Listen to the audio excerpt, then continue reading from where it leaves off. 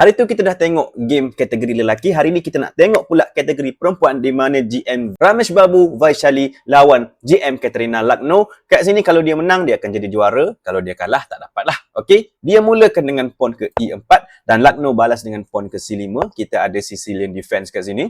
Naik F3, D6, pawn ke D4, pawn makan pawn, naik makan pawn D4 dan seterusnya naik F6 macam biasa, serang pawn dekat E4 dan naik C3, kawal pawn tu. Kita ada G6, bishop E3, bishop ke G7, F3, hitam buat castling 0-0, queen D2 dan seterusnya, naik C6. Okey, kalau tengok kat sini, kita ada opening Sicilian Dragon, Sicilian Naga, raw macam tu. Okey. Kat sini, putih pilih untuk castling panjang 0-0 dan ini sebenarnya merupakan posisi yang memang biasa, memang sangat-sangat popular, banyak dimainkan. Biasanya, bila kita castling berlawanan arah dalam Sicilian Dragon ni, putih dengan hitam ni akan saling serang menyerang lah. Okey, tengok. Jadi kat sini, hitam mula serang dengan pawn pergi D5. Okey, kita ada knight makan knight C6 terlebih dahulu. Pawn makan balik knight tu. Dan seterusnya bishop ke C4. Nampak pelik, tapi tak pelik sangat lah sebab tak boleh makan pun bishop tu. Akan ada queen makan queen dan bila makan kat sini, putih akan lebih exchange. Okey? Jadi bishop C4 ni apa idea dia? Nak letak tekanan ke atas pawn D5. Biasanya hitam akan tolak pawn ke E6 lah untuk kawal cantik macam ni. Tapi kat sini Lucknow kata dia tak nak macam tu. Dia nak keluarkan bishop dia sambil-sambil kawal. Dia pergi bishop ke E6 macam ni. Okey, kita ada pawn E makan pawn D5. Pawn C makan balik. Knight makan dan bishop makan. Semua ditukar dan kat sini tak ada makan dah. Hitam ataupun Lucknow gerakkan rook pergi ke B8. Kenapa? Sebab nak target ataupun nak makan pawn di B2. Tengok bishop hitam sangat-sangat cantik kat sini. Sangat-sangat powerful. Berkuasa di diagonal sini. Okey. Kita ada bishop ke B3. Vaishali cuba kawal tutup blok rook ni macam ni. Sambil buka untuk tukar queen. Tapi hitam tak nak. Dia larikan queen pergi ke C8. Kita ada king lari ke B1. Dan seterusnya bishop makan bishop B3. Pawn A makan bishop B3.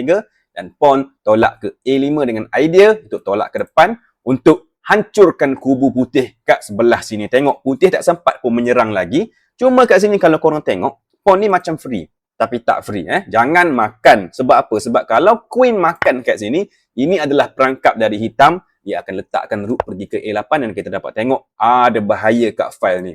Jadi kalau queen lari, hitam boleh buat move yang sangat cantik kat sini. Pap! Rook masuk sacrifice rook. Kenapa bagi macam ni? Sebab bila king terpaksa makan rook tu, king tu sudah berada di kawasan terbuka kat sini dan kat sini hitam akan makan pawn di C2 kat situ.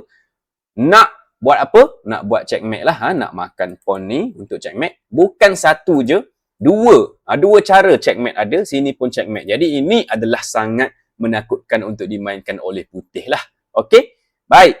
Jadi putih tak nak macam tu.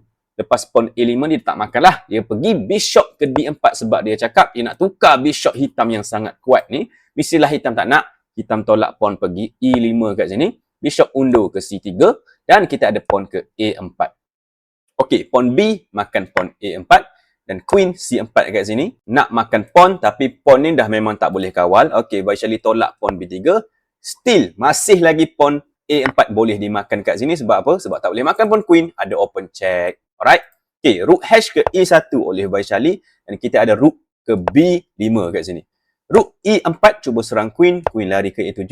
Queen E3 cuba untuk tukar queen. Sebab apa? Sebab putih kata dia dah lebih satu pawn. Kalau tukar dia akan menang ending lah. Okey, jadi mestilah hitam tak nak. Hitam larikan dia punya queen pergi C7. Kita ada queen D3. Yang ini semua pergerakan adalah pergerakan yang sama je. Okey, pemain-pemain cuba untuk dapatkan tempo. Keluar masuk.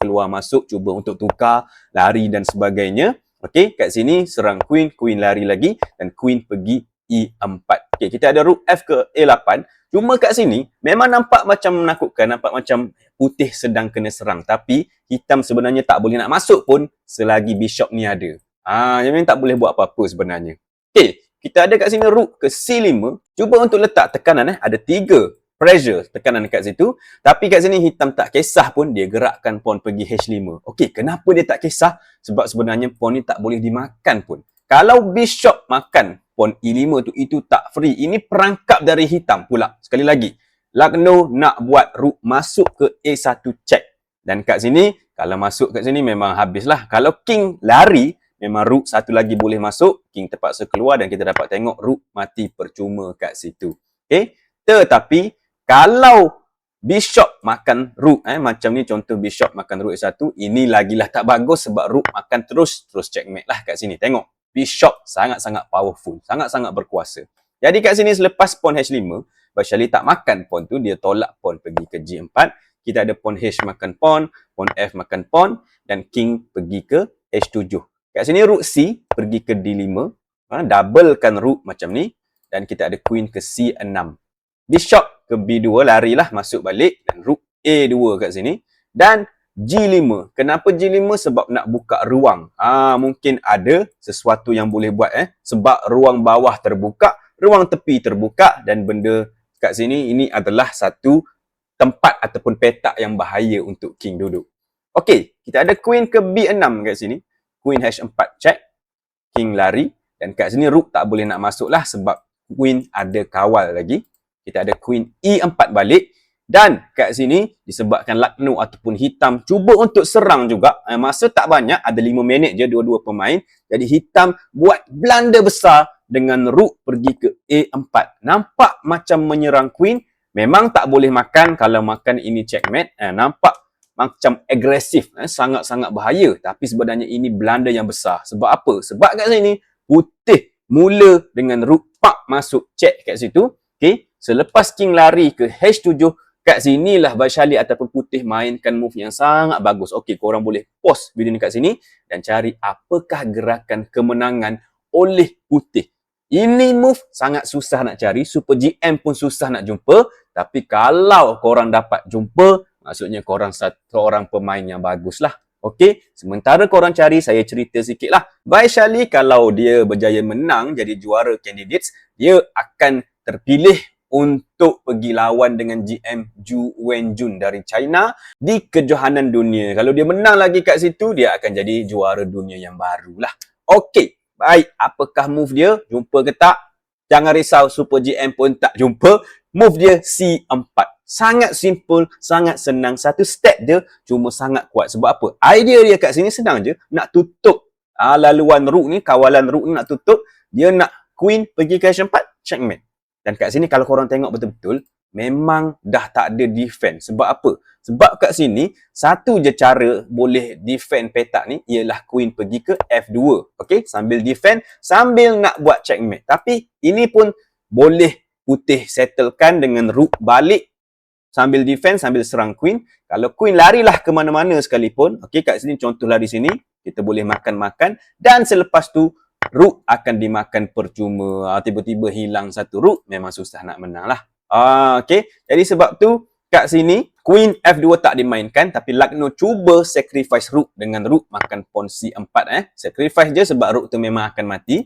Jadi kat sini, queen makan rook je, kita ada sacrifice sekali lagi oleh Lucknow sebab dia kata game dia dah memang kalah, jadi dia nak cuba sesuatu. Mana tahu ada luck sebab masa dua-dua pemain tinggal seminit sahaja.